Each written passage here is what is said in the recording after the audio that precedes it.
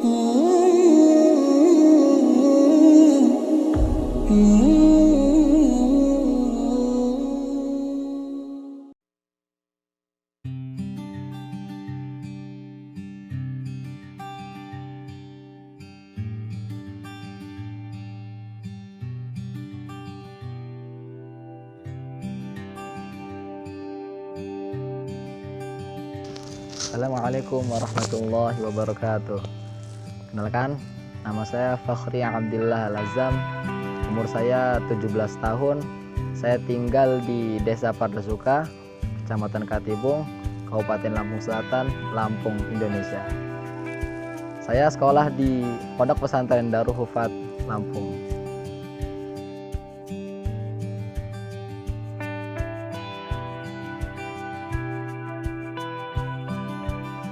Pertama kali menghafal itu ketika di bangku SD. Ketika itu saya menghafal tidak seperti pada umumnya yang di lembaga atau di yayasan tahfidzul Quran. Tapi saya menghafal atas bimbingan orang tua saya di rumah mandiri.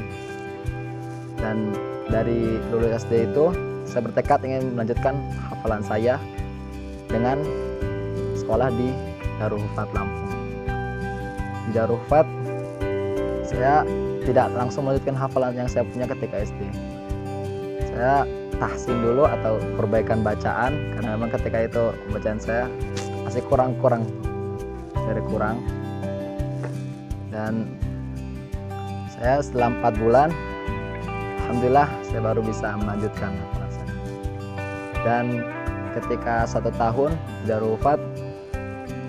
di Darul Hufat itu ada kelas khusus, yaitu kelas takhusus, dan saya coba daftar di sana. Alhamdulillah semenjak di sana saya bisa menghatamkan Al-Quran. Jujurnya pertama kali saya menghafal Quran itu saya belum punya niatan atau tujuan yang jelas untuk apa saya ini menghafal Quran. Ketika itu saya juga cuma berpegang pada 2 aja. Yang pertama, ikut kemauan orang tua, dan memang orang tua saya ingin betul anak-anaknya bisa menjadi penghafal Al-Quran, bisa menjadi keluarga-keluarga Allah. Terus yang kedua, orang tua saya berpesan agar kami, anak-anaknya, untuk taat pada guru-guru kami. Dan karena saya berpegang pada 2 itu, alhamdulillah saya dapat mencapai apa yang saya cita-citakan. Dan semakin kesini saya mulai tahu ternyata menghafal Quran itu banyak sekali fadilah atau keutamaan yang bisa kita ambil darinya. Salah satunya yang menjadi motivasi saya juga sekarang untuk bisa murojaah, untuk bisa melancarkan hafalan semakin lancar, untuk bisa mendalami ilmu Al-Quran semakin dalam, itu karena Allah telah menjanjikan bahwa para penghafal Quran itu akan menjadi keluarga-keluarga Allah nanti di hari kiamat. Dan dengan jaminan itu ya membuat saya menjadi semangat dan bisa terus jaga hafalan saya. Kalau saya sendiri mungkin dari guru masing-masingnya. Kalau guru saya itu pertama kali menghafal itu nggak bisa langsung 2 halaman, 3 halaman. Nah ketika itu kami kelas takhusus itu ditekankan untuk bisa sehari setengah halaman saja. Setelah itu setengah halaman terus bisa istiqomah sehari setengah halaman sampai kurang lebih seingat saya 2 bulan lebih. Baru setelah itu guru kami menganjurkan untuk tingkatkan untuk 1 halaman. Akhirnya oke, kita coba 1 halaman. Setiap hari 1 halaman, berjalan 1 tahun, terus 1 tahun setengah. Nah itu tambah lagi 2 halaman, setiap hari 2 halaman. Dan dengan setelah itu alhamdulillah bisa selesai 30 juz.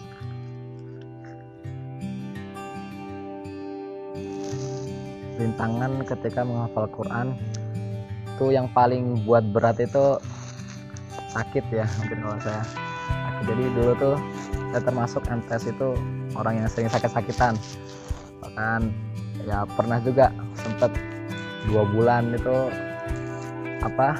stop ngafal dengan disebabkan sakit.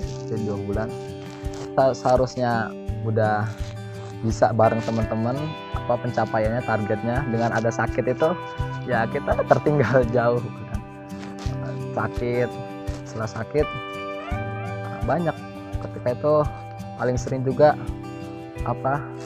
futur. Jadi kok pas ngafal seharusnya halakohnya 3 jam ya, kita baru setengah jam sudah ngantuk, sudah tertidur di halakoh ya, padahal waktunya masih 3 jam waktu menghafalnya. Dan itu bagi saya ya termasuk yang buat kita nih goyang untuk menghafal, mau maju tapi selalu aja ada rintangan-rintangan lain, belum dari keseharian di asrama, di kelas, ketika sekolah ya. Tapi alhamdulillah dengan adanya teman-teman saya yang saling mendukung, dengan ditambah doa dari kedua orang tua saya bisa terus menghafal. Alhamdulillah bisa. Cita-citanya yang jelas pertama ingin berguna bagi orang lain. Terus kalau secara duniawi, saya menjadi presiden yang hafal Quran. Yang dengan hafalan saya itu, saya ingin membuat negeri ini itu diberlakukan dengan hukum-hukum Al-Quran. Bagaimana jalan juga kita untuk membuka Al-Quran, memperkenalkan Al-Quran kepada negeri ini bisa semakin terbuka. Prestasi ini kalau saya bilang ini lebih ke beban sih, lebih ke amanah ya. Kalau saya di Darul Hufat itu alhamdulillah bisa mengambil sanad riwayat Hafsan Asim dengan Syekh Zakaria. Dalam Islam itu, tahu ilmu-ilmu Islam itu mesti ada jalurnya atau sambungannya sampai ke sumbernya. Nah, itu kalau dalam Islam disebutnya dengan sanad. Nah, sanad tertinggi itu sanad Al-Quran. Sangat mulia itu sanad Al-Quran.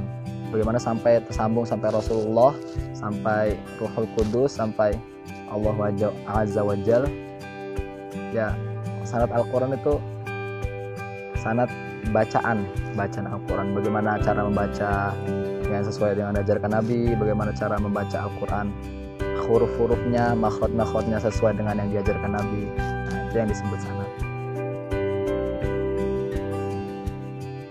Bersyukur ya, alhamdulillah, karena saya dengar tuh sanad tuh memang hal yang paling berat dari ilmu-ilmu Islam, karena ketika kita mengambil sanad itu ada suatu beban yang amanah yang sangat besar yang kita harus, kalau kita ngambilnya nih, kita harus ngajarin ke orang lagi nih. Nah, dari situ saya merasa, ternyata alhamdulillah saya bisa dengan tantangan yang besar, dengan beban yang besar, ya saya bisa. Dan ketika itu juga jujur, sanad itu kan lanjutan dari ilmu tajwid. Nah, ketika MTS itu saya yang paling benci itu ilmu tajwid dulu. Dan ya Allah bertakdir lain, saya harus mengambil sanad dan harus menghadapi kebencian saya itu. Makin kesini lama-lama, ternyata sanad tuh seru juga. Kita bisa tahu bacaan seperti ini. Ternyata kita tahu mana yang betul dan yang salah. Untuk penonton, yuk kita sama-sama menghafal Quran bagi yang belum menghafal, dan bagi yang sedang menghafal, jangan putus asa, terus menghafal, karena banyak fadilah-fadilah bagi yang menghafal Al-Quran. Terus ketika yang sudah selesai, jangan putus gitu, karena penghafal Quran ini bukan cuma sekedar 1-2 tahun saja, tapi tanggungan penghafal Quran ini sampai mati. Karena semakin banyak para penghafal Quran, itu saya pernah dengar, itu hari kiamat itu akan semakin ditangguhkan gitu, karena ilmu-ilmu masih ada, ilmu Al-Quran masih ada. Karena ketika hari kiamat itu datang, itu Quran atau entah itu penghafal Quran, entah itu mushafnya akan diangkat oleh Allah. Dan kalau penghafal Quran masih ada, insya Allah hari kiamat akan ditangguhkan.